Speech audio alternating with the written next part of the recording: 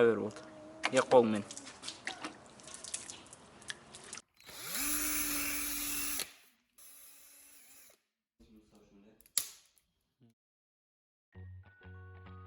Ассалаумағалейкум көрермендер, бүгінгі видео өте қызықты болмақ. Себебі мен сіздерге арнап өте қызықты, қажетті 5 лайфхак көрсететін боламын. Ендеше видеоның соңына дейін қараңыздар, кеттік. Мен сіздерге көрсететін бірінші лайфхак бөтелке арқылы қол жуғыш жасау өте оңай және тез, пайдасы да керемет. Сол үшін бізге керек болатын заттар бөтелке және медицинада қолданатын шприц.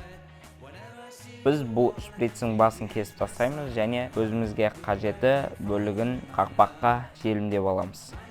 Сосын бұл қақпаққа желімдеген кезде жақсылап желімдеу керек, ыстық желіммен. Себебі бөтелке теріс қарап тұрған кезде қақпақтан су ақпауы керек. Бұл лайфхакты сіздерге көрсетіп жатқан себебім маған өте қатты ұнады. Себебі оңай заттардан жасалады және пайдасы да керемет. Сосын біз осы бөтелкеміздің ішіне су толтырамыз да қалаған ыңғайлы жерімізге скотч немесе басқа да заттармен өз қалауларыңызбен бекітіп қойсаңыздар болады. Сосын қалағанша қолдана беріңіздер.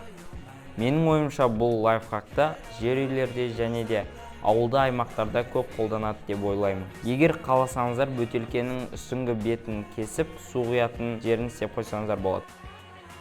Екінші лайфхакта мен сіздерге тиімділік жайлы көрсететін боламын. Яғни көп қолданатын осындай жағдайлар кездеседі. Осы кезде сіздер әлбетте үстіңгі бетін кесесіздер. Ол кезде бізде төгіліп кетеді, шашылып кетеді, бізге ыңғайсыз болады. Одан да сіздерге кеңес беретінім осындай пакет кездескен кезде ішіндегі заттарды төкпей, шашпай алу үшін дәл осылай видеодағыдай ортасын кесу керек. Сол кезде керектілерін аласыздар, ал бұл төгілмей әдемі болып тұрады.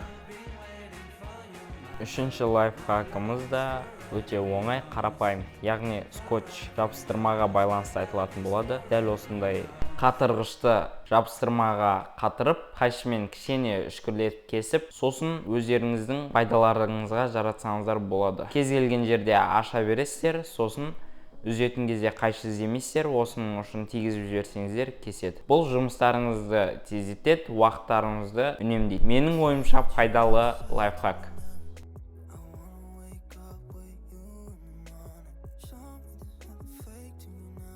Көбінесе мен өзімнің мастерскойымды тазалаған кезде міндетті түрде аздаған қоқыстар қалып кетеді. Сондықтан да мен жақсы лайфхак тауып алдым, сіздерге көрсетуді жөн көрдім.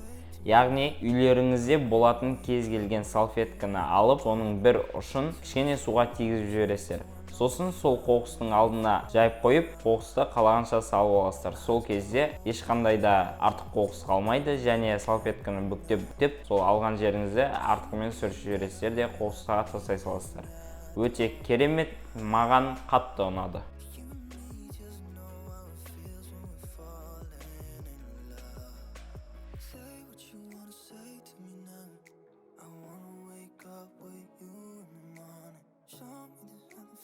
Біздегі соңғы лайфхак менің алдыңғы видеоларыма ұқсайды. Яғни кілем жуатын жасаған болатынмын.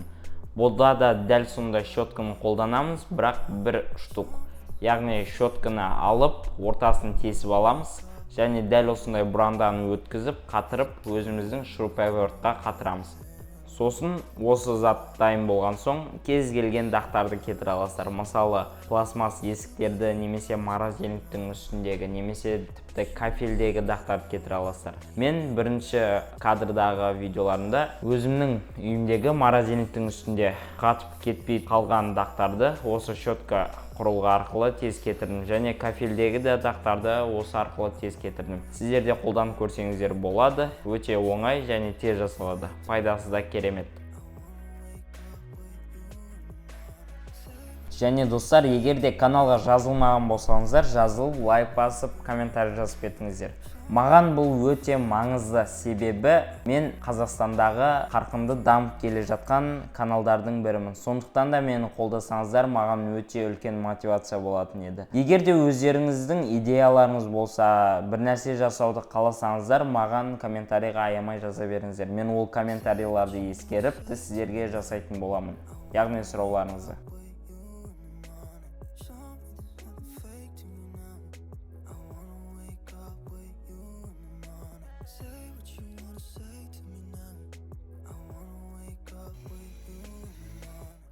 Достар, видеоны соңына дейін қарағандарыңызға үлкен шын жүректен рахмет. Егер де видео ұнаса, лайк басып, каналға жазылып кетіңіздер. Ал мен сіздерге дәл осындай қызықты және қажетті видео түсіруді тоқтатпаймын. Келесі дәл осындай қызықты видеода кездескенше сау болыңыздар достар.